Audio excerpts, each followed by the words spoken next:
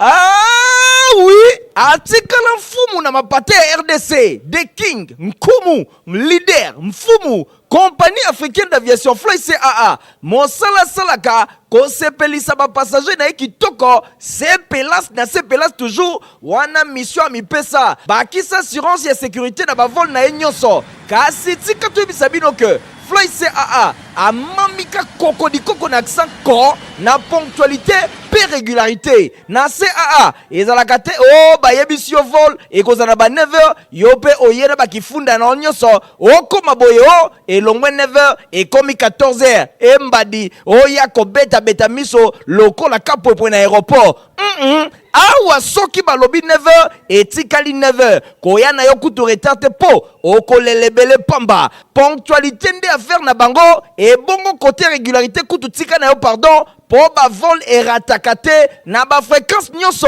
ya ba différents vols na ba différentes destinations et ezalaka respecter kitoko. Ah, Fly CAA mojalisi bana mboka na bapaya esi bandima yo mfumu The King. Bolandia journal ya peuple pour peuple ya mardi 2 avril 2024 peuple na esengo makasi ya représenter les bino yango tikate to funga basango la biso pour na kotesa bino ndenge porte-parole chef de l'état Félix Antoine Tshisekedi Tshilombo eza bongo madame Tina Salama atangaki ordonnance moko lundi 1er avril kuna na cité ya Oyo elobeli bongo nomination ya nouveau premier ministre Judith Tuluka Bolanda badete. Président de la République Félix Antoine Tshisekedi Tshilombo auti na procéder na nomination ya madame Judith Tuluka Suminwa na poste ya premier ministre. Est nommé premier ministre, chef du gouvernement, madame Judith Suminwa Tuluka. Avant nomination na eloko la chef ya gouvernement madame Tuluka azalaki ministre d'État ministre ya plan. Ezali mbala liboso mwasi a occupé primature na République démocratique du Congo depuis accession ya RDC na indépendance. Ezali acte moko ya malamu ya ko conforter masculinité positive oyo chef de l'État Félix Antoine Tshisekedi Tshilombo azo prôné. Kaka na masolo ya nomination ya madame premier ministre Judith Tuluka rédaction ya info lingala elobeli mwa mokie biographie na yebo na mongongo ya Nathalie Kela Kapenda. Abotama le 19 octobre 1967, âgée de 56 ans, Judith Tuluka Simina, aza femme d'état congolaise, mariée, puis mère de 2 enfants, Azali licenciée en sciences économiques appliquées à la faculté universitaire catholique de Louvain, na Belgique. Judith Tuluka Simunwa Azwa pe diplôme na comptabilité na école de promotion pe de formation continue EPCC kuna na Belgique. Azwa pe diplôme complémentaire na sciences de travail, option travail au pays au développement. Judith Tuluka azonga bongo na ville province à Kinshasa topé na République démocratique du Congo na décembre 1997 après arriver à AFDL. Azalaki kosala na Citibank pendant une année. Akomaki pe lisusu assistant administratif pe financier na Haut Commissariat des Nations Unies pour le droit de l'homme. Engagée experte nationale na cellule de coordination humanitaire na PNUD pendant 2 ans. Madame Tuluka azalaki pe lisusu chef ya projet pour la réforme ya armée pe ya la police na île Comores. Kolongwa wana akomaki na administration publique na ministère ya budget. Lokola conseillère en charge ya cellule ya changement de climat des affaires. Pendant période ya Covid, Madame Judith Tuluka azalaki na présidente lokola coordonnatrice adjointe na conseil présidentiel de veille stratégique. Na gouvernement ya Sama 2 akomaki bongo ministre d'État, ministre ya plan. Le 1er avril 2024, Azali nommée première femme de l'histoire de la République démocratique du Congo oyo a occupé fonction ya premier ministre. Kaka na oyo etali nomination ya premier ministre Judith Tuluka rédaction plutôt ya info lingala ezoki makanisi ya Fumudifi Matinu bozoye na micro ya Nathalie Kela Kapenda. Merci mingi matondo mingi lelo yo tozana esengo ya komona ete bakongo basengaki na mokonzi ya mboka Tshisekedi Tshilombo akoka na nomination ya primature okopesa pe bakongo place na bango po esali bambula banda 60 kongo azwaka primature te et toye komona ete président prometaka biso ya kosala yango depuis réunion ya sanction ya liboso ya 2019 et pendant la campagne n'est pas arrivé à Congo na kosala bino honneur. C'est vrai que politique est dans la dynamique nango azaki obligé te mais kosala ki akokisi oyal paki pour na biso za esengo to pesi merci mingi et to sengi na ye nomination kaka te tango bimisi moto tango zo matanzete yo pe pousa kana no matati aki no équilibre du polo nde ya moto sengi na moto zaboka pe merci mingi na ye moto azubo konsi ndona Soumino à Toulouka, Yebi qui m'a quitté les obima mingi. Ils ont sengara mokongo zakana biso mwana biso mokongo. No ezobeta betana pembeni ko se districte ceux qui ndazana likamuto ko tunga. O zolo bozweli yango wapi. Mais na tango tozako no batozana tina ba biloko na te. Azaka mwana biso ba Congo tozana na tango nyoso to yokana na spéculation te. Alors o ba spéculation e bandi na ete suke utu wapi. Mais biso trobaka il y a pas de fumée sans feu. Peut-être ça on dit gamususu. Peut-être ça appelle gamususu. Mais natango yo azaya mukongo ya musalo bapesi et yepe azala na makasa telema na bokoko mukongo telema na bokoko a se concentrer ba esprit na ye na musala o bapesi a sangisa pe ayoka liboke oyo ezaya bakongo oyo kisabiso sonite liboke ezaya bakongo la stoko kutana resika toko solo matondo mingi makasi ezala na yo nzamba simba yo etikali bokoko koba. Honorable Neron Bugumbungu, président ya fondation Oyo Ezabongo na Kombo na ye a visité qui complexe scolaire Mama Pemba na sima ya visite boyoka ba impression na ye na micro ya Ladilando. Complexe scolaire Mama Pemba, école ya fondation Nerombungu, toujours en avant. Bazali kopesa éducation na ndenge ya kosakanate, ba enseignement ya qualité, et zali kopesa mana complexe scolaire Mama Pemba, oyo ezwami na quartier Bikanga na commune ya Kisenso. Bana nyonso ya Kisenso, pe ba commune ya Zinga Zinga ya ville ya Kinshasa, balobi, merci mingi honorable Nerombungu, na ndenge ozali kosala na éducation cheval de bataille na yo. Bosimba ke awa na complexe scolaire Mama Pemba, ba atelier et kuba pratique ezali ko salema na ndenge ya nyama bosimba bana ya 6e scientifique bana ya électricité mingi penza pe 5e coupe couture balekaki awa na ba atelier pe na ba laboratoire pona ko sala pratique ndenge kaka bino moko bozali komona bazali ko panza ba moteur ya ndenge na ndenge l'électricien bazali ko bongisa courant alors que nanu ba félicité botala bino moko makambo ndenge ezali ko salema bana complexe scolaire Mama Pemba bangonde ba ko simba électricité ya ville ya Kinshasa pe ya RDC mikolo ezali koya ya mécanique ba moteur ezali ko panzana pe ezali ko zonga na ndenge ya kosakana te botala bino moko bilili bongo bana coupe couture ya ko simba ezali te botala ba machine tondi na atelier awa ezali ko favoriser pratique na ndenge ya kosakana te awa mwana na machine na ye bongo bekol ya Nzinga Zinga ya complexe scolaire Mama Pemba bango pe bazali sauver balobi babiki bekol nyonso bazali kotinda bana awa na ba atelier pe na ba laboratoire ya complexe scolaire Mama Pemba pour basala pratique ya solo complexe scolaire Mama Pemba ya fondation Nerombungu balobi bana ya école nyonso ya Nzinga Zinga bako kende lisusu ba commune ya musika teo bako suka kaka awa pona kosala ba pratique na bango mama papa osepeli mwana azwa enseignement ya qualité yebaka honorable Nerombungu fumabanga moyo et si apesa solution awa na complexe scolaire Mama Pemba nyonso ezali sur le plan pratique ya kosamba ezati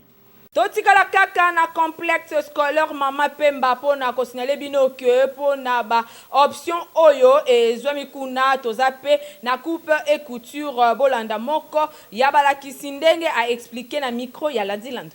Bonanga madame Bénédicte, naza madame ya deuxième coupe et couture.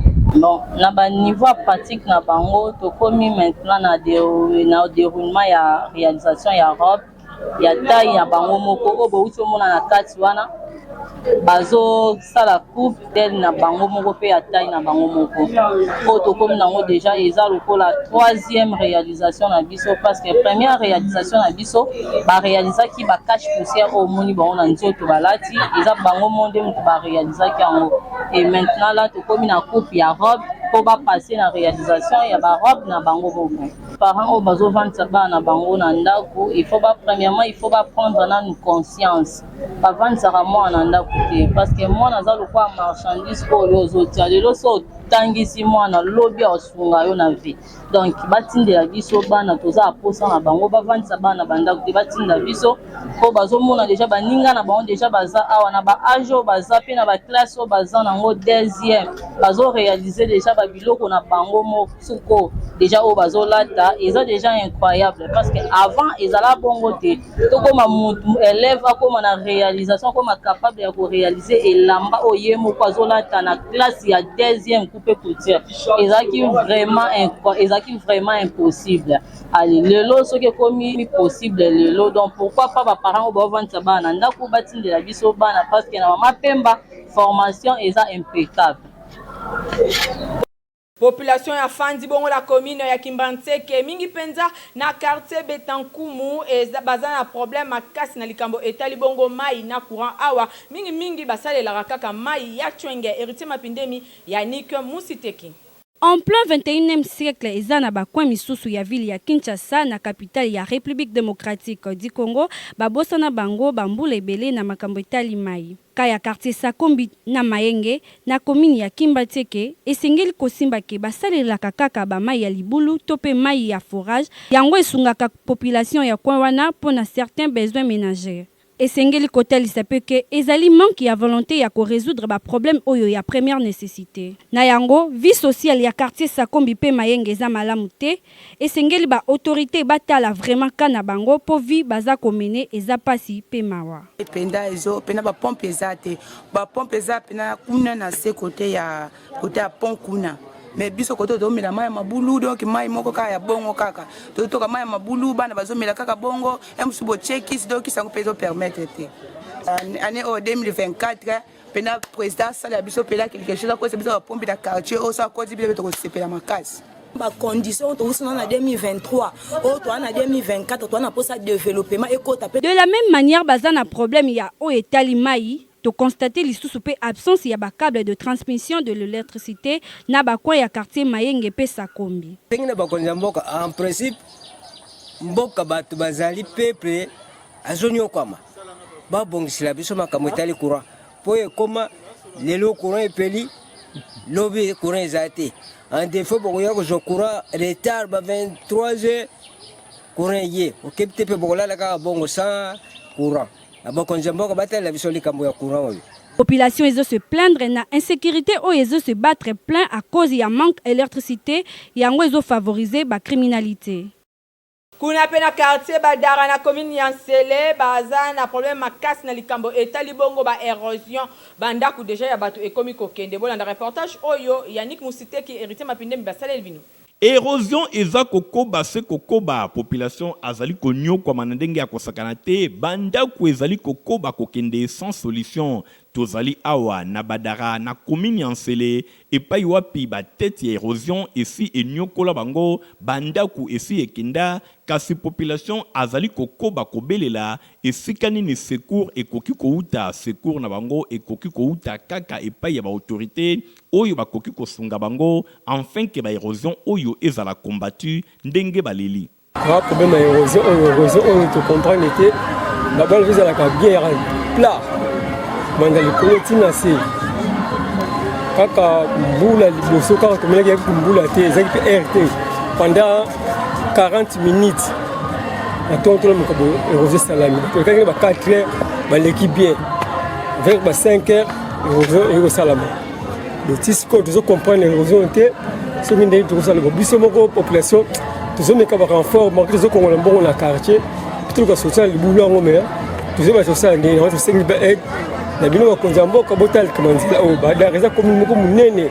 Tobanzi que phénomène érosion ezali vraiment fréquent dans la commune ebele ya ville ya Kinshasa capitale ya République démocratique du Congo epai wapi bandeko batonga bandaku na bango na pasi soki bazali tango nyonso kolela boye ezali kaka l'état asunga bango po ba perdre bandaku na bango te oyo bazwa yango na pasi. Compagnie africaine d'aviation CAA na mokuse pour l'année 2024 a présenté avec le meilleur dans le client de Nyonso Michael Bustoto. Ah oui, atikala mfumu na mapate RDC, The King, Nkumu, leader, mfumu, compagnie africaine d'aviation Fly CAA, mosala salaka, kosepelisa ba passager na kitoko, sepelas na sepelas toujours, wana mission amipesa, bakisa assurance ya sécurité na bavol na nyonso, kasi tika tu bisabino que Fly CAA amamika koko di koko na accent ko na ponctualité pe régularité na CAA ezalaka te o bayebisi yo vol ekozana ba 9h yo pe oyena bakifunda na nyonso okoma boye o elongwe 9h ekomi 14h embadi oya kobeta beta miso lokola kapopwe na aéroport awa soki balobi 9h etikali 9h koya na yo kutu retard te po okolelebele pamba ponctualité nde affaire na bango et bongo côté régularité kutu tika na yo pardon po ba vol erataka te na ba fréquence nyonso ya ba différents vols na ba différentes destinations et ezalaka respecté kitoko. Ah, Fly CAA mojalisi bana mboka na bapaya esi bandima yo mfumu The King. Na page na biso ya astuce lelo tomeki mwa moke kolobela bino basilique ona lingala omesana kobenga bongo lumba lumba. Basilic tope lumba lumba ezali plante moko herbacée aromatique yango e appartenaka na famille ya balamiacées eza originaire ya Asie tropicale. Basilic eza largement cultivé na mokili mobimba pona ba feuilles parfumées pe utilisation culinaire nango. Basilic se caractérisaka na ba feuilles ya vert ovale légèrement dentelé yango e dégageaka parfum moko doux pe frais. Basilic existaka ba variété ebele tomoni bongo basilic doux topé commun, basilic pourpre, basilic citron, basilic taï pe bongo na bongo. Chaque variété ezalaka na solo na yango. Bosengeli koyeba ke basilic e présentaka ba avantage nutritionnel intéressant. Yango eza malamu na bonne source ya vitamine pe minéraux essentiels. Kuna na basilic tokomona bongo vitamine K, vitamine A, vitamine C,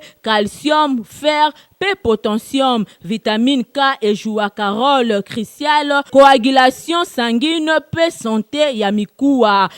Na vitamine A yango esungaka pona vision pe système immunitaire. Bosengeli koyeba ke ba avantage nutritionnel ya basilic et dépendaka na quantité ya ko consommer pe lolenge nini okoki kolambela yango. Basilic ezali plante moko malamu pamba te eswanyaka ba maladie ya ndenge na ndenge. Soki oyebi ke bakosala yo opération esengeli avant 2 jours olia lisusu basilic te po okoki kosala hémorragie. Basilic soki oza na rime ozwi kaka okamoli yango 2 gouttes na tongo, 2 gouttes na poko na zolo, rime ekei. Soko oza na kosu kosu ozwi 3 feuilles ya basilic osangisi na mafuta mbila na mungwa ezala mukolo to mwana omeli lutu moko na tongo, lutu moko na midi, lutu moko na pokwa kosu kosu ekei. Soki poza na bronchite ozwi basilic okamoli yango opakoli yango na mipandi omeli pe kaka lutu moko na tongo, lutu moko na midi, lutu moko na pokwa. Basilic efacilitaka digestion, basilic esilisaka estomac, basilic esilisaka maux de tête, basilic elengolaka stress, basilic esungaka vraiment na ba maladie ebele pona kotanga kaka yango. Na yango tozali kosenga na ba mama na bilanga na bino ya simandako bozangisa koko na basilic te po epesaka gu kitoko na biloko solo pimbo na kitoko pe eswanyaka nzoto. Basapato ya kitoko place eza semoko na 7e rue limité epa ya Papa Griffe iga ontingi héritier mapindem. Papa sinangai eutako apio olingaka basapatu kitoko olingaka mokoto ya malonga oyo ekobimisa yo propre liboso ya bato nyonso. Esika eza se moko na 7e rue na commune ya Limete na place commerciale na Petit Boulevard. Tala malamu yeyo collègue ya bato nyonso basalaka basapatu minene na mikili ya poto basapatu ya kitoko oyo bino boyebi. Yeyo ye moko ayebi mosala na ndenge akosakana te bato nyonso bayebi. Collègue ya Jimmy Weston azali kosala koto na ndenge ya kosakana te. Nayebi ke chef de l'État Fachi Beton oyebinga na kombo, oyebinga na elongi, oyebinga na musala. Moi je pense que c'est déjà quelque chose de bon. Et puis oyebi batezaki na limete. Donc il y a un premier ministre, nous allons na misé, oyo kota parler du peuple, obenga ngai tokutana. Mais tu le loka va blocage. Mais on a même na ministre là, ministre de la culture azali, ministre de l'industrie azali, ministre de PMI azali, PMR. Mais pourquoi tu es beaucoup de changa maboko, on a diminué le taux de chômage. Pour nous les hommes, par contre, nous n'avons pas Patrice pour diminuer le taux pour encadrer jeunesse, pour transformer Bango, si on est pour ça la sapate. Est-ce que on a besoin de ça pour nous? Je ne pense pas. Automatiquement, à Oluka, Azala, responsable pour qu'il y ait des familles. Mais pourquoi? Pourquoi? Dans ça, il était pourquoi? Dans ce cas-là, on a fait dans la Gentini Mobila. Adjoint ils allaient chez Koko Moulumba, fils gouverneur Gentini Mobila. Nous avons même bonne foi. Alors, Ngamoua, mais Bangati n'est pas chef de l'État. Il n'a pas essayé mon compte. Il a dit que ma politique peut moi ma. Mais il fait qu'il bonne foi. L'autorité nous suspend pas ça. Moi je pense que nous sommes effort. Et ça, des fois, on a vu nous. On a des fois, on a la salle. Sur le téléphone, on a 7e rue, place commerciale, on a petit boulevard, place partie, soit on a peu monsieur, on a la salle d'Adour à Kekele, pour nous, on a la présence de la salle. On a bien organisé. On a ça, on a des candidats, nous sommes l'État, nous devons soutenir, il y a un abîme. Mais, il faut soutenir un gars. Bon, je comprends, tant que client ne soit pas d'accord,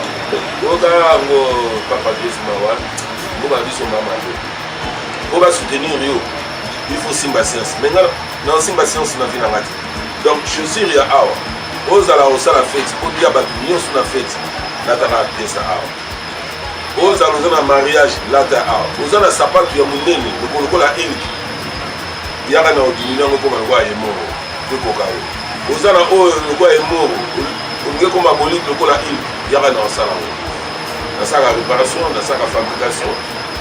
Donc, na yebi musala comme il se doit. Ota ki baté ça. Oyoki adresse ezase moko na 7e rue Petit Boulevard na commune ya Limete et pai wapi ba chaussure, ba sandal, ba mapapa ezali kosalema na ndenge ya kosakana te soki okoti awa obosani Italie. Libela. Malema mbeta comme ko poussa na suka ya basango na biso mijo mabasi asele bino info météo.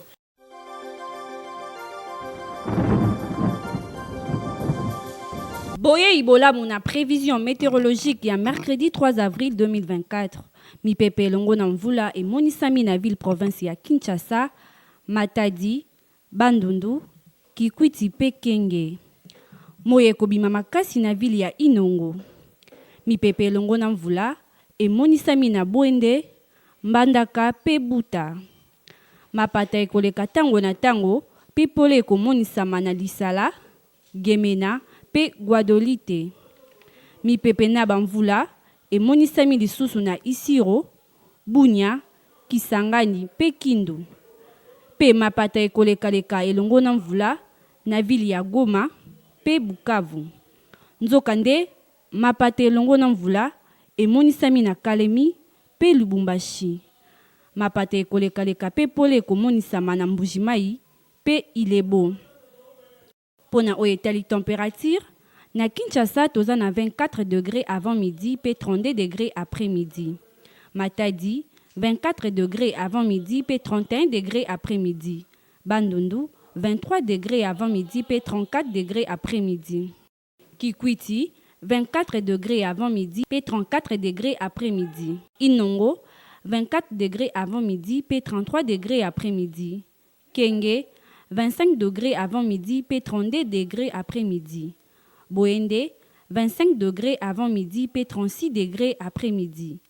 Lisala, 25 degrés avant midi, puis 36 degrés après-midi. Mbandaka, 24 degrés avant midi, puis 35 degrés après-midi. Gemena, 25 degrés avant midi, puis 37 degrés après-midi. Guadolite, 26 degrés avant midi, puis 37 degrés après-midi.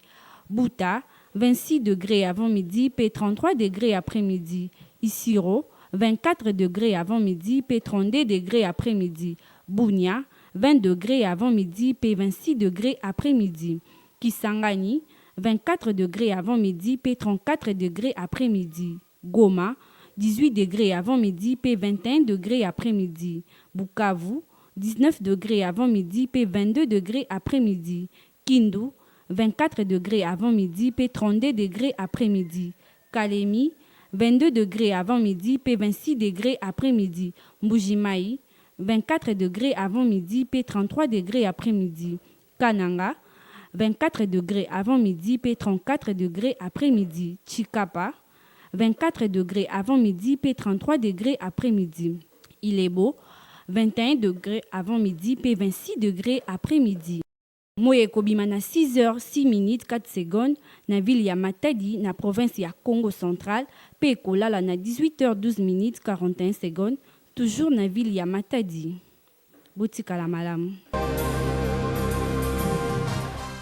Merci Midjo Mabasi pour la info météo où tu conseilles la biso ya onde pesinga nzela na boucle journal pour le peuple se bosepele na mbope ça. Merci na Nathalie Kala kapenda kumela ke édition pa pazaki assister et pa ya Midjo Mabasi na sima caméra tozaki na Igor Tingi montage sima maki na Christian Kiangebe ni journal la peuple pour la peuple et dans la supervisé et pa ya hérité mapinde mi coordonné et pa Stéphane Skande Bandeko. Boti kala malamu, au revoir.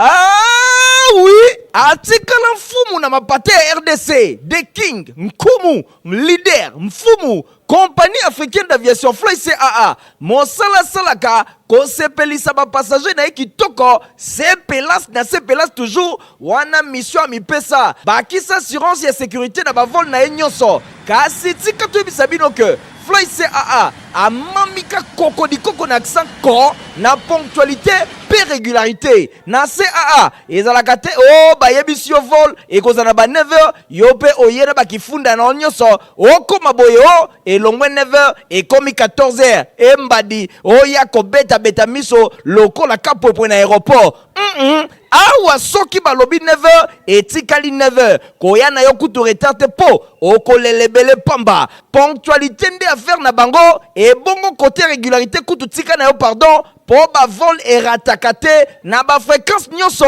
ya ba différents vols na ba différentes destinations et ezalaka respecté kitoko. Fly CAA mojalisi bana mboka na bapaya esi bandima yo mfumu The King